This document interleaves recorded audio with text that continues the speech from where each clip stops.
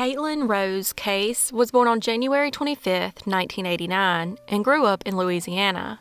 In 2022, at the age of 33, Caitlyn relocated from Houma, Louisiana to Black Hawk, Colorado, to work an engineering maintenance position at the Lodge Casino. Caitlyn was described as super kind to everyone she met and a very trusting person.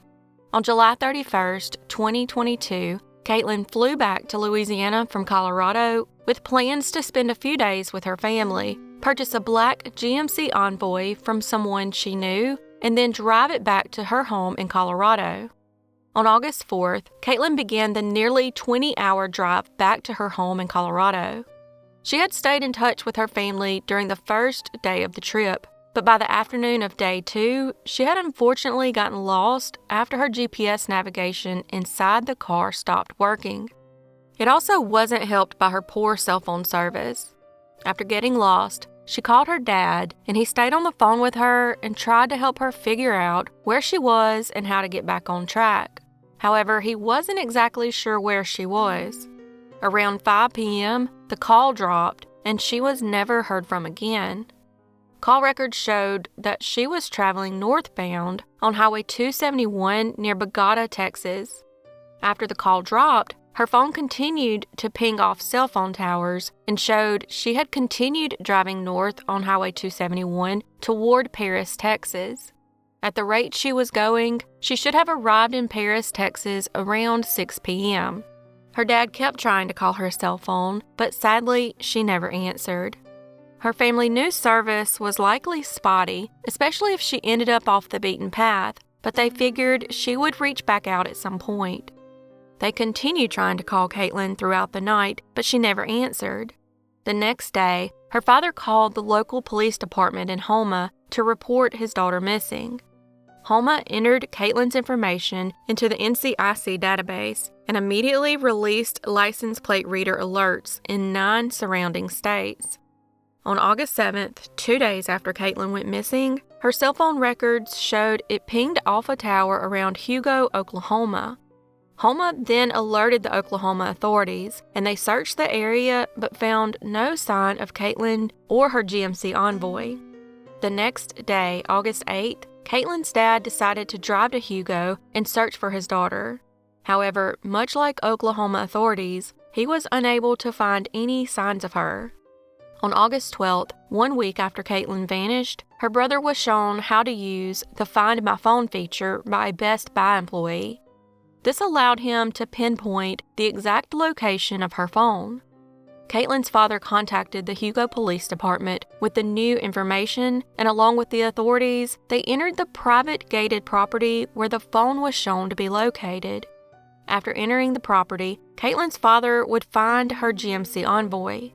It appeared as if someone was trying to dispose of the vehicle in the Kiamachi River, but it snagged on the path of the river embankment and became cradled between 2 small trees overhanging a 75-foot cliff near Frogville, Oklahoma.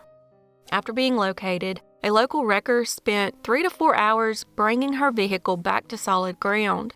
However, there was no sign of Caitlyn, but all of her belongings were in the vehicle, including both her personal and work cell phones. There was also no sign of a struggle. Authorities said the Kiamachi River is not very deep and likely wouldn't have submerged the entire car, so they believe someone was just looking to get rid of it as quickly as possible. A relative of the property owners said that in the middle of the night on August 5th, the same day Caitlyn was last heard from, 2 cars came speeding down that gated drive, and only one returned. Unfortunately, the Oklahoma Bureau of Investigation didn't secure the area as a crime scene and possibly lost vital clues. Caitlyn's family organized a search and rescue group with the help of tracking dogs, but strangely, the property owner's son came forward and asked them to leave.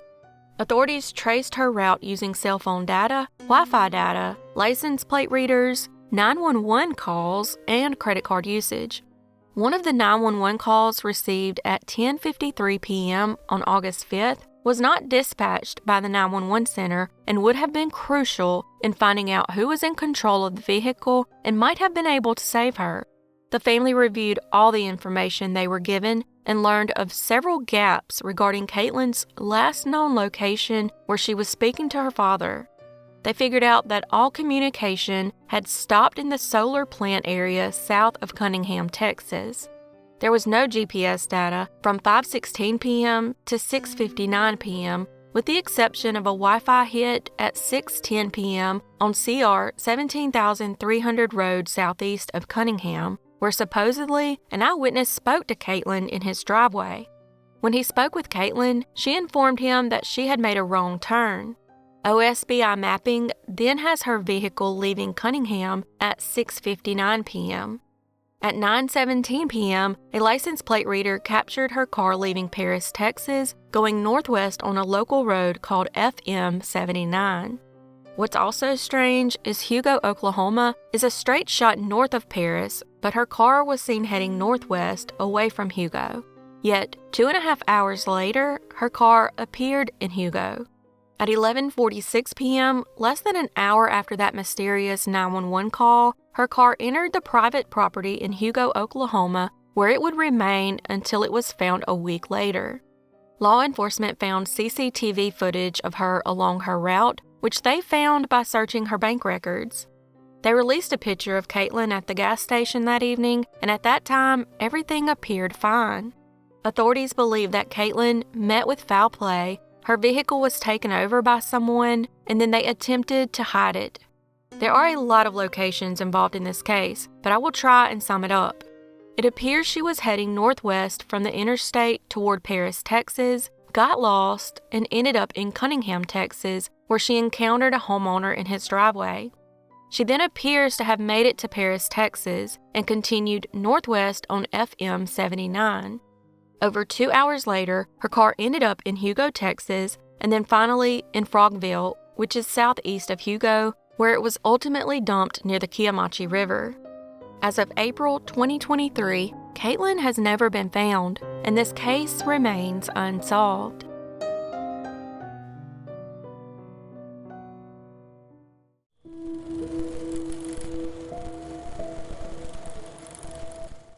Gregory James Hart grew up in Norwood, Massachusetts, and graduated from Norwood High School in 2005. At the age of 20, Greg had recently moved to Dedham, Massachusetts, and graduated with honors from the University of Massachusetts Amherst. He was described as very smart, passionate about reading, music, and dogs, and had a lot of drive for success. On March 13, 2010, Greg left home at about 10 p.m. and drove to meet up with some friends in Providence, Rhode Island. Greg had just landed his first job at a company called Meditech and was heading out to celebrate. He had also recently taken an exam to become a Navy aviator. Greg, along with Zachary Pico, Zachary's girlfriend Megan O'Keefe, and William McClendon, who was home on leave from the Air Force, took a cab to the Red Room nightclub at 1 Fox Place in Providence. While there, Greg strangely called William, who he was with at the club. He spoke to William for about 8 minutes before allegedly getting up and leaving at 1:40 a.m. This was the last time Greg was ever seen alive. For the next 2 days, Greg's family and friends searched the area for him. On day 2 of searching, friends that came in from Greg's hometown, who were unfamiliar with the area, found his body tangled in river debris about a mile from the club. The medical examiner determined that Greg's death was due to an accidental drowning after becoming intoxicated and falling into the nearby, fenced-off Winnesquatucket River. But his loved ones believed foul play was involved and wanted a further investigation. They found it strange that Greg had a smashed eye socket, a damaged nose, cuts on his left hand, and bruising on his right hip and legs. He also had one small hole on each shin. Strangely, the white t-shirt Greg was wearing under his blue dress shirt was completely brown, whereas the dress shirt was clean. At this point, stories began circulating about an alleged altercation that took place at the club that night, but the details were unclear because his friends weren't saying much about the events of the night. Greg was not known to be a heavy drinker and usually limited himself to no more than 3 drinks. Even his friends that night didn't recall Greg drinking very much, but when his blood alcohol level was tested, it showed he was at 0.25. Most states' legal intoxication level is 0.08 or higher. There's a lot of controversy surrounding this case. First of all, the medical examiner, Dr. William Cox, had previously been found guilty of numerous illegal activities after he was caught personally profiting from autopsies in Ohio and then hid the extra income from authorities. He pleaded guilty in 1996 and was ordered to pay $138,000 in restitution. There's also the fact that the Red Room Club owners were Rebecca and Sean Carroll. Sean was a detective with the Providence Police Department. On top of that, the land the club sits on was owned by Detective Mark Sacco, who was the first detective investigating the case. Greg's family felt this was a conflict of interest and didn't believe he should be investigating the case. There were no reports of police interviewing a single witness at the bar, not even during the first 24 hours he was missing. At the time, the Providence Police Department had been under repeated fire for severe misconduct and illegal activities, including sexual assaults, drug trafficking, and many other unlawful activities. Also, numerous officers, including a school resource officer, were arrested for dealing drugs. One officer was convicted in 2010, the same year of Greg's alleged murder, for sexually assaulting a teenage girl while on duty after offering her a ride outside a nightclub and taking her to an unoccupied police substation.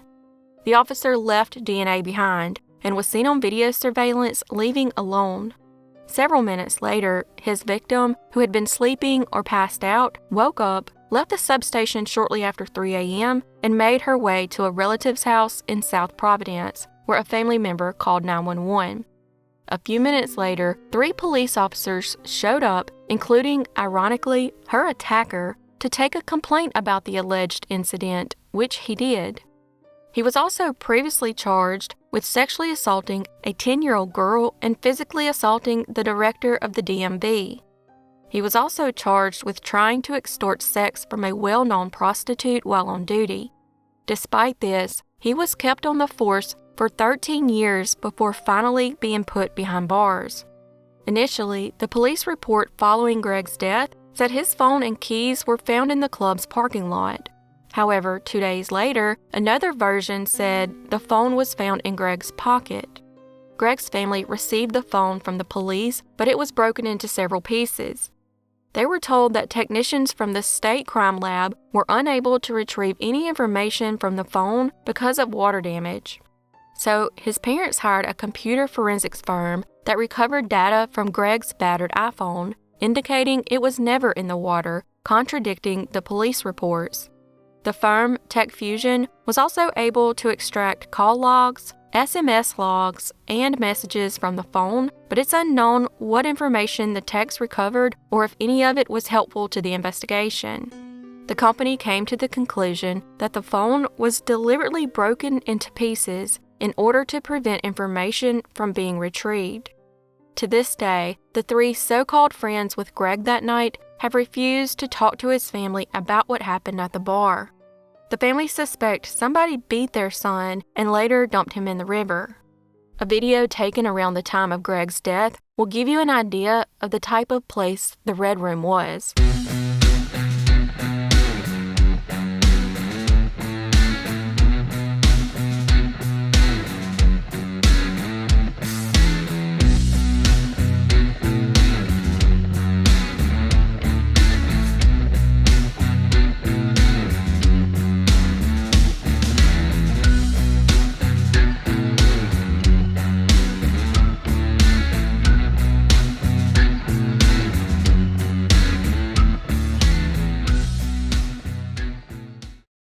It was also known as an underground bar and was not advertised to the public.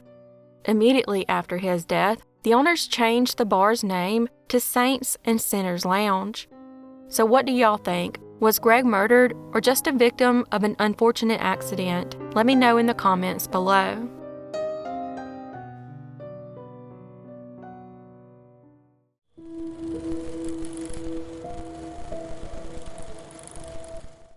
Christina Lynn Bastian was born on July 8, 1981, to Cheryl Denny in Apple Valley, California.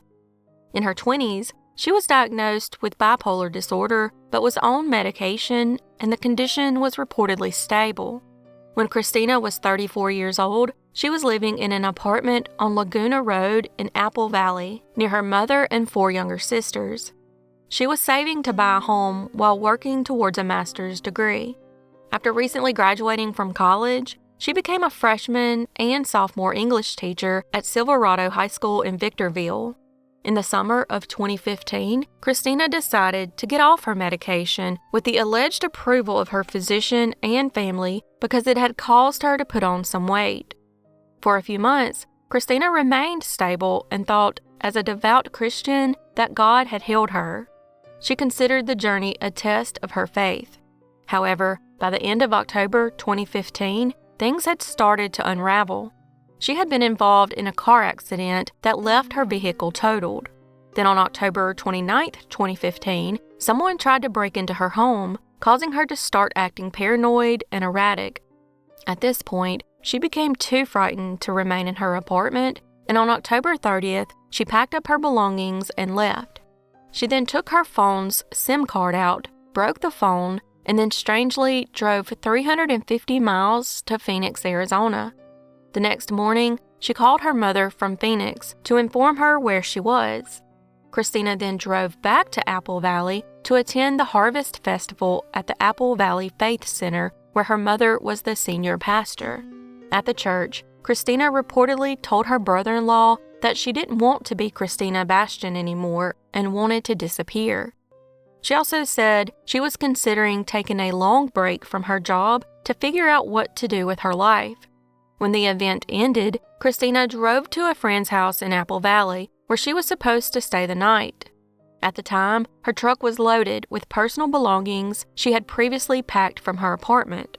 The next day, on November 1st, 2015, Christina suddenly left her friend's house around 1:45 a.m.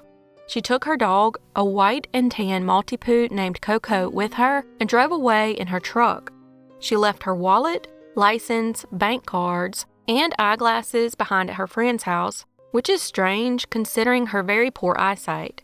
The next day, Christina's mother grew concerned when she received a call from someone who found some of Christina's belongings strewn along Highway 247 near Lucerne Valley and quickly filed a missing persons report. Her stuff was in a pile, and it appeared as if she drove to the opposite side of the road and dumped her belongings from the bed of the truck. Everything was there, including the bed liner, her cell phone, electric guitar, checks, artwork, and photos. On November 2, 2015, Christina's Dodge Ram pickup truck was found abandoned on a dirt road along Highway 62 in Morongo Valley, California. The truck, which was purchased the week prior, had scratches and dents on both sides and looked like it had been driven over rough desert terrain. The next day, a stranger found Coco alive nearly 70 miles from where the truck had been located. 9 days later, on November 11, 2015, a backpack containing pictures, medication, bills, and other items were found on a dirt road near Bear Valley Road and Central Roads. A bumper believed to be from her truck was also found along with the backpack. As of 2023, Christina has been missing for nearly 7 years, and her loved ones believe she could be living as a homeless person. However, she has never been found, and this case remains unsolved.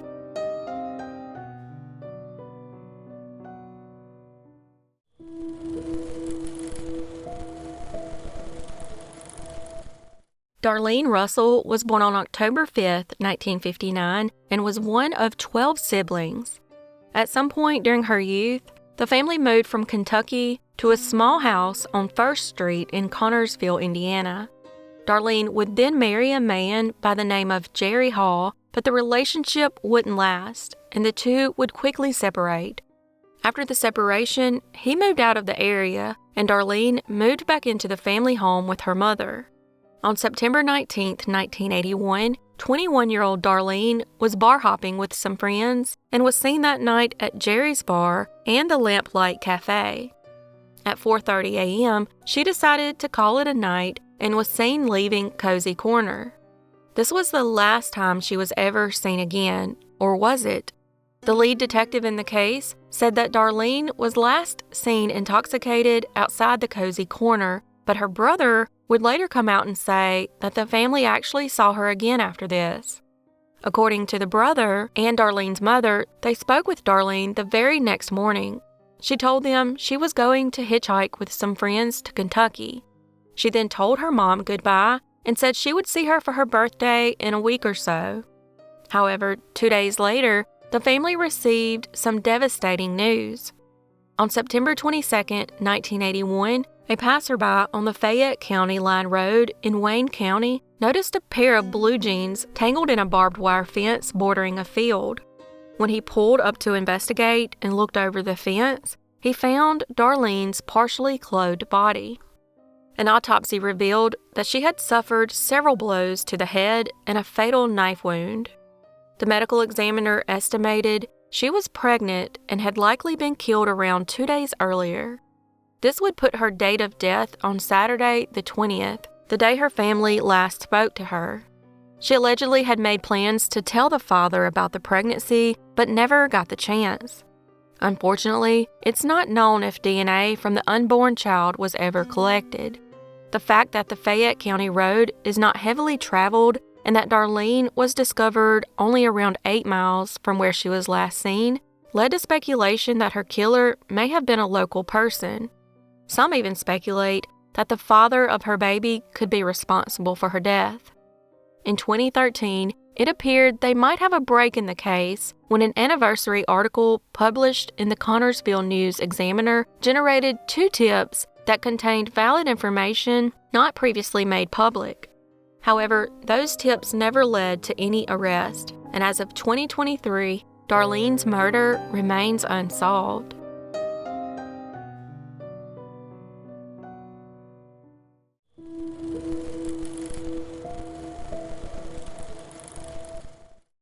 Brandon Dewayne Blancett was born on September 14, 1987. He later attended Hazen High School in Hazen, Arkansas, and studied computer technology in college. At the age of 34, Brandon was divorced, living in Jonesboro, Arkansas, and working at Bumper to Bumper Auto, Planet Fitness, and Plaza Tire. Those who knew him described him as an energetic and dedicated hard worker who loved the Arkansas Razorbacks and his dog Sandy. After both his parents passed away, he turned to religion while trying to fight the demons in his life. In 2021, Brandon was allegedly romantically involved with several different women at the same time. It was also speculated that Brandon was possibly suffering from an untreated mental illness. On October 10, 2021, he and his girlfriend, Taylor, reportedly got into an argument at her house on Wildwood Point in Jonesboro, Arkansas. He left her home and drove to the home of his ex-girlfriend, Tiara, in Sage Meadows before 5 p.m., but was only there briefly. He was described as very intoxicated and talking erratically and talking about the Bible and religion. He then left, allegedly seeking drugs. A couple of hours later, he arrived back at his girlfriend's house, and soon after, she said he left on foot, appearing to be under the influence of a controlled substance or, at a minimum, alcohol or both. She reported that he walked away from her house at about 7:50 p.m., going northbound, and disappeared and has never been seen since, strangely leaving his wallet, phone, car, and car keys behind. She also texted her mother at this point, letting her know that he had just walked away. For the next few days, Taylor attempted to file a missing person report at the local sheriff's office and police department. Finally, an official statement was made 4 days after he disappeared. Later that day, authorities arrived at his home for a welfare check, but there was no sign of Brandon. During the initial investigation, the lead detective was informed that Brandon was involved in a similar scenario less than 2 years earlier, but a friend had located him. Rumors began circulating, and one of those rumors was that Brandon was gone on a hunting trip, but that turned out to be false. Some speculated that Brandon may have relapsed the weekend he went missing, as he had troubles in the past with addiction but was believed to have been clean for some time. The day before he went missing, he reportedly became very angry and beside himself when the Arkansas Razorbacks lost a football game by only 1 point against Ole Miss. Brandon was known to bet on sports from time to time, so maybe he was upset because he lost a bet on a game. The area he went missing from had surveillance cameras, but he was allegedly not seen on any of the footage. This helped narrow down directions that he didn't walk, but would not cover every angle if he did indeed walk away from the house that night. In fact, he is seen on video surveillance returning to Taylor's home after 7 p.m. Her house is in a populated subdivision, and the Ring camera across the street documented his car arriving at her house, but the footage is dark because it was recorded at nighttime. Then, a person who appears to be a man comes out of her house, gets in Brandon's car, and pulls it into the garage. That man could have been Brandon, or it could have been someone else. The Ring camera does not show Brandon walking away from the front of the home. Therefore, he would have walked away from the back of the house, leaving his car, phone, and other belongings behind, which is hard to wrap your head around. Over a month after he went missing, his girlfriend dropped off his cell phone, laptop, and other belongings at the police department. It's unclear why the police didn't request these items at the beginning of the investigation, or why she wouldn't have volunteered these important items as soon as he disappeared. Many who knew Brandon and those in the community have organized several search efforts. Another rumor began circulating that his friend, whom he hadn't had much contact with for 4 months before going missing, was romantically involved with Brandon's girlfriend, Taylor. There have also been a lot of finger-pointing, accusations, and strong speculations regarding possible foul play and at whose hands. However, it is important to note that after Brandon went missing, his guns were missing from his home that had been passed down to him from his grandfather. His house was in severe disarray, but it's unclear if that's how he usually lived. His safe appeared to have been pried on, but other valuables were untouched. A window screen was found on the ground. The door to his house had been damaged from someone attempting to break in, and the gate on his fenced-in yard was left open. The house appeared deplorable, and I believe it was his grandparents' house passed down to him, and he may not have stayed there very often. Therefore, the damage to the home may not have been recent damage. During the investigation, it was revealed that the 2 women in Brandon's life, Taylor and Tiara, had been harassing each other, and both have been uncooperative in the investigation. Taylor allegedly acted nervous after Brandon went missing and didn't want to discuss it. Many speculate that she knows more about Brandon's disappearance than she has let on. Do you think Brandon was the one driving his car when he returned? Do you think that he walked away from her house, leaving his belongings behind, never to return? Do you think that he met with foul play inside or after he left her home? Was Brandon having a mental health episode, amplified by a controlled substance, and harmed himself? Let me know in the comments below what you think. As of November 2022, Brandon has never been found, and this case remains unsolved.